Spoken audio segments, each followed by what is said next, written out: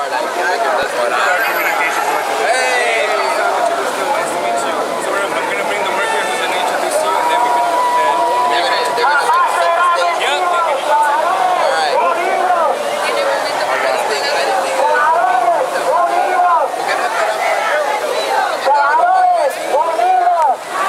Un poquito separado.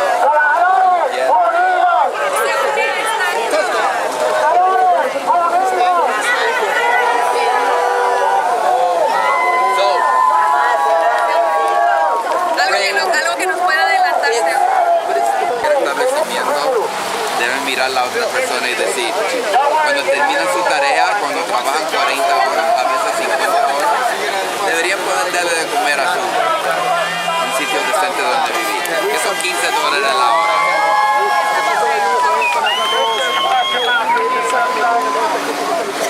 Ay, yo me alegro por su motivación, por su energía y por su valentía.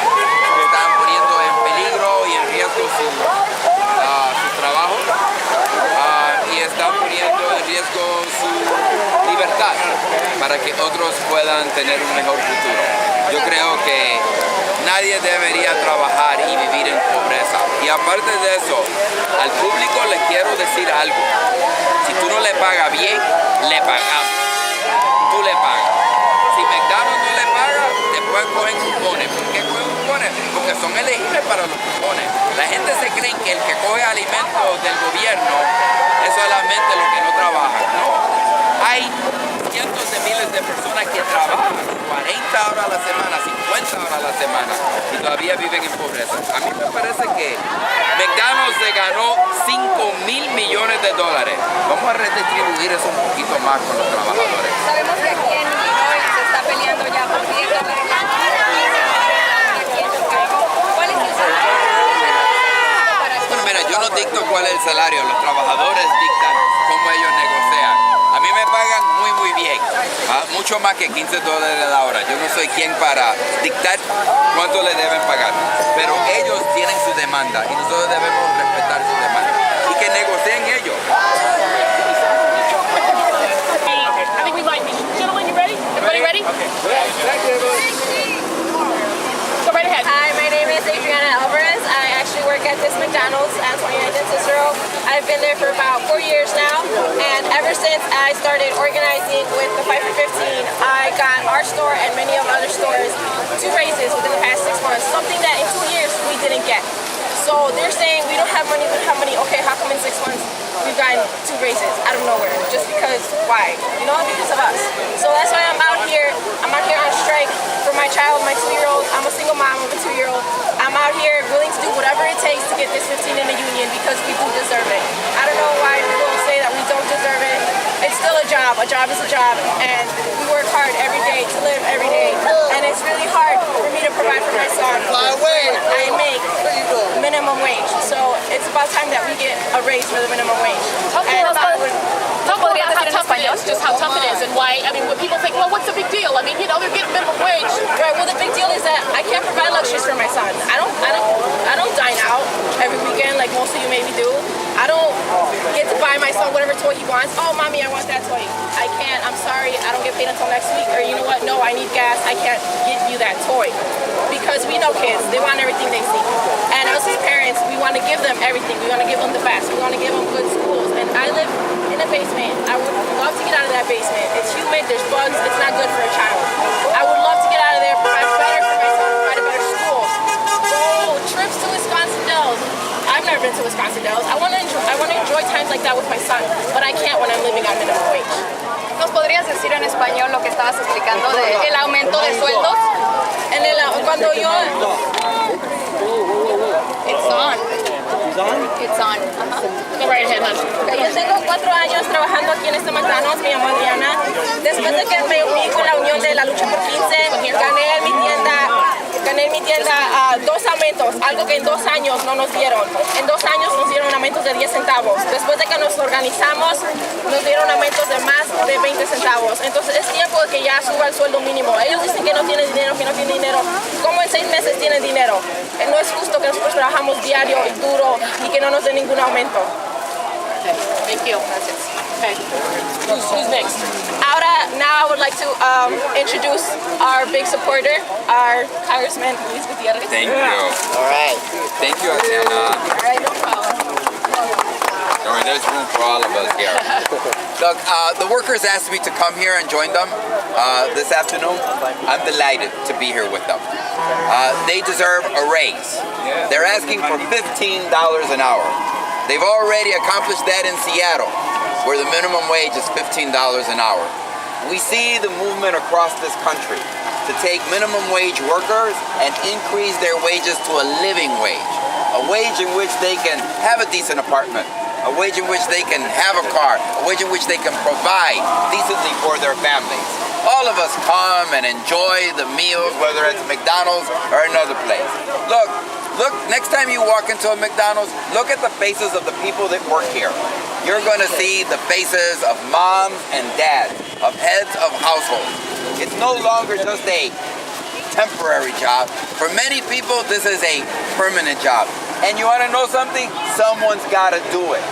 And I'm ready to pay more. And I think McDonald, which is a company right here from Illinois, they're in Oak Brook, just down the block from here, made over $5 billion last year in profit. We see that their friends at Burger King have decided to escape federal income taxes, so they joined a Canadian company to not pay income taxes. Well, listen, you can escape the taxes, but we're going to make sure you can't escape paying the workers a decent living wage. I have to say something. I can just finish. Thank you. So I'm here to say, look, you got a minimum car, it breaks down. You got a minimum house, it's pretty cold and raggedy, right? Nobody wants minimum anything. I don't want a minimum education. They shouldn't have a minimum wage. They should have a living wage, a decent wage. And you know what? I bet you everybody in Chicago and across the nation is ready to pay more if that's what's necessary to make sure that they receive a decent wage. I know I'm ready to pay more. I know that Americans are decent people, are fair-minded people, and these workers, they do hard work. You try standing there 40 hours. And the other thing is, look, they have a right to collective bargaining. They have a right to form a union. A union without retaliation, without getting fired, without losing your wages, without losing your schedule of activities. People should be able to organize freely and democratically. And now I have my colleague from Illinois, Congresswoman, I'll be back. Okay. Now I have my colleague from Illinois, Congresswoman Jan Schakowsky. Yeah. All right, Let me slip by. I'm here to stand in solidarity with workers who simply cannot live on a minimum wage. My husband and I tried to live the wage a couple of weeks ago, live on the minimum wage, the two of us. It simply can't be done. And it is not right, as the president said, that people should work full-time and still live in poverty. It seems as if this is the strategy now of companies. In order to raise profits, it's not to sell more, it's not to innovate, it is to cut the wages of workers. These hard-working people are willing to risk arrest. They are willing to do whatever it takes. This is a national movement. 150 cities across the country are doing this.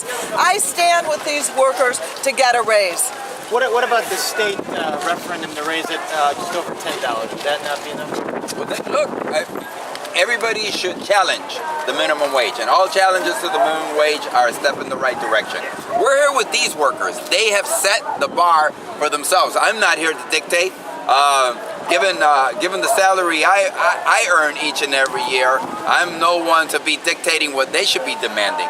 They're demanding $15 an hour. I think that's a good wage. What do you say to critics who say that this is a show helped funded in part by the SEIU and other outside influences? What do you say? I am so happy that the labor movement is helping workers. Wow, that's like doctors helping people that are sick in a hospital, right? I mean, what do you expect union leaders to do but stand up for workers? It seems pretty, I mean, It's the right thing to do, and I'm happy, and I applaud them for doing it. And I also want to say it is the labor union movement that brought the middle class to this country, that put workers together to collectively bargain for decent wages and decent working conditions. It is this movement that is happening today that is finally going to end the income disparity in our country that is ruining our total economy. This is one of the greatest things that's happening right now. So when people argue that this is not technically grassroots, you say it just doesn't matter? Oh, talk to these workers. They are all minimum wage workers trying to raise their families on a minimum wage. That's what I have to say. Look, it's like saying, oh, teachers are educating, doctors are healing people, and labor leaders are helping workers organize themselves and gain better working conditions. That's what you're supposed to do. Who funded the bus rides here? Hopefully people look at Jan and I as people who create good public policy for them too. That's what we're supposed to do. Who funded the bus rides here? Look, I hope that the labor movement is involved in every stage of this protest because it expands workers' rights across this nation. I don't understand what the problem is with the labor movement increasing the ranks of membership and to help workers gain. I'll tell you one thing, it has been the proud tradition of American workers to stand in solidarity and to be helpful to other workers. I think we should all take a page out of that and not simply see other people suffering and say, that's your problem, you deal with it. No, in America we should all contribute to other people's success and prosperity. Thank you. Thank you so much.